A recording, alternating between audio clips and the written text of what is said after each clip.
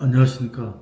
지난 1월 26일 트럼프 대통령이 한국산 자동차 등에 대한 관세를 다시 25%로 올리겠다고 선언하고, 그리고 1월 29일 급기야 한국의 현금 일축이라고도 불렀습니다. 이에 한국 정부는 너무 억울하다, 15%를 유지해달라면서 통상 외교 안보 라인이 총동원되고 있는데, 미국은 이렇게 관세 인상을 위한 관보 작성을 준비하고 있다라는 보도도 있습니다. 여러분, 이 상황을 분석해보면 단순히 트럼프의 변덕이라고 비난하기만은 어렵습니다. 작년 11월 13일 공개된 공동 팩트 시트에 포함된 한미 간 합의 이후 지금까지 경과를 보면 한국에게 치명적인 실책이 보이기 때문입니다. 미국은 작년 12월 4일 관보를 통해 자동차 등에 대한 관세를 15%로 깎아주는 조치를 11월 1일자로 소급해서 일종의 선입금을 완료했습니다. 그런데 한국은 이에 상응하는 대미투자특별법 입법을 사실상 방치하고 있었습니다. 오늘은 협상을 통한 합의 그 자체보다 더 중요한 합의의 이행에 관련된 문제를 살펴보겠습니다.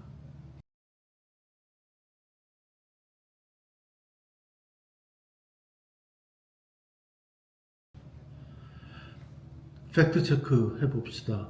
타임라인을 보면 한국의 잘못이 명확해집니다. 작년 11월 13일 한미양국은 공동 팩트 시트를 통해 통상, 투자 및 안보 등의 협력을 합의했습니다. 특히 미국은 자동차 등에 대한 관세를 15% 깎아주고 한국은 대미 투자를 하고 한미 간 안보 협력도 하겠다는 패키지 딜이었습니다. 관세 인하와 관련하여 미국은 약속을 지켰습니다. 작년 12월 4일 연방 관보를 통해 관세 인하를 11월 1일자로 소급 적용해줬습니다. 11월 26일 한국 국회에 대미투자 특별법안이 제출되었기 때문입니다. 언론 기사에 따르면 미국 상무부 장관은 관세 인하의 소급 적용이 한국의 투자를 이해하기 위한 법안을 국회에 제출했기 때문이다 라고 확인해 주었습니다. 그런데 한국 국회는 대미투자 특별법안 제출 이후 감감무소식이었습니다. 그러다 해가 바뀌고 1월 26일 트럼프 대통령이 SNS를 통해 한국이 입법을 안해하니 관세를 25%로 올리겠다라고 폭탄 선언을 한 것입니다. 한국은 큰 그림에서 억울하긴 합니다. 한국에 대한 15% 관세 혜택은 혜택이라고 볼 수 없기 때문입니다. 협상 관점에서 이는 전형적인 줬다 뺏기 전술입니다. 원래 한미 FTA에 따르면 한국산 자동차 등에 대한 무관세가 당연한 것인데 트럼프는 무역 확장법 232조를 들고 나와서 이 무관세 혜택을 무력화시켰습니다. 그리고는 25%를 때릴 수도 있었는데 너희가 투자를 많이 하면 15%로 깎아주겠다라고 선심 아닌 선심을 베푼 것입니다. 즉 당연한 권리를 뺏은 뒤 15%라는 선물을 주는 척 하면서 막대한 투자를 요구한 셈입니다. 중요한 것은 미국 입장에서 미국의 관세 인하와 한국의 대미 투자는 하나로 묶여 있다는 점입니다. 2025년 11월 13일 공개된 공동 팩트 시트의 핵심 산업의 재건과 확장에서 한국은 미국에 대한 총 3,500억 달러의 투자를 약속했는데 바로 다음에서 미국은 자동차에 대한 232조의 관세를 15%로 감축하기로 약속하여서 대미 투자와 관세 인하는 하나의 합의를 구성하면서 서로 연계되고 또한 언급된 순서를 보아 적어도 미국에게는 한국의 대미 투자가 미국의 자동차 등에 대한 관세 인하보다 더 중요한 의미를 가진다고 볼 수 있습니다. 그리고 11월 공개된 미국과 한국은 한국의 전략적 무역과 투자 딜의 합의라는 제목의 USTR 팩트 시트는 한미 정상 간 주요 합의 내용을 소개했는데 향후 몇 주 동안 in the coming weeks 미국과 한국은 해당 국내 절차를 진행한다고 언급하였습니다. 공동 팩트 시트 공개 이후 트럼프의 25% 관세 인상의 선언까지 두 달이 경과했는데 이 몇 주가 경과했다고 볼 수 있습니다. 한편 공동 팩트 시트의 공개 다음 날인 11월 14일 한국 산업부 장관과 미국 상무부 장관이 체결한 대미 투자 MOU를 보면 한국의 투자를 이행하지 않으면 미국은 다시 관세를 대통령 마음대로 올릴 수 있다고 명시했습니다. 즉 미국은 약속대로 관세를 먼저 깎아줬으니 우린 할 거 다 했다. 그런데 한국 너희는 뭐 했냐라고 따질 명분이 생긴 겁니다. 그래서 다시 그 관세를 올리겠다는 것입니다. 여기서 진짜 무서운 것은 협상 관점에서 사안의 연계, 이슈 링키지입니다. 작년 11월 13일 공동 팩트시트에 담겨진 한미 간 합의는 단순히 통상과 투자의 문제만이 아니라 안보와도 연결된 거대한 패키지 딜이기 때문입니다. 우리가 대미 투자를 잘 이행하면 미국은 핵잠 기술 같은 안보 협력을 제공하기로 한 것입니다. 그런데 한국 국회가 대미 투자 특별법안은 놔두고 미국 기업에게 불리할 수 있는 소위 허위 조작 정보 근절을 위한 정통망법 개정과 같은 것은 먼저 처리해 버렸습니다.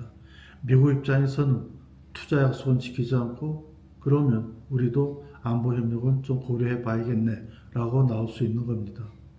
투자 등 경제 합의의 불이행이 안보 협력 위기로 번지는 도미노 효과가 일어날 수 있는 것입니다.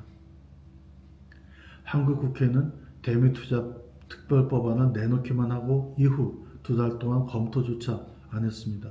미국 눈에는 국회의 능력이 부족해서가 아니고 한국의 의지가 없는 기망, bad faith, 즉 나쁜 의도로 보일 수 있을 것입니다. 게다가 한국이 오해 아닌 오해를 할 수도 있었습니다.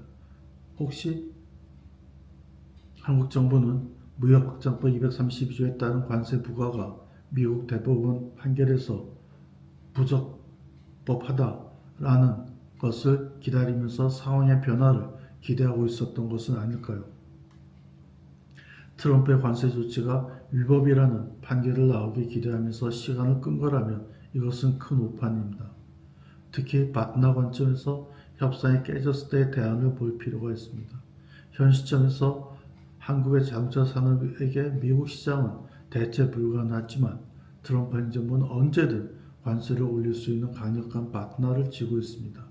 한국은 유행 아닌 유행을 바라다가 25% 관세 복귀라는 미국의 강력한 대안을 간과했을 것이다 라는 추론도 가능합니다.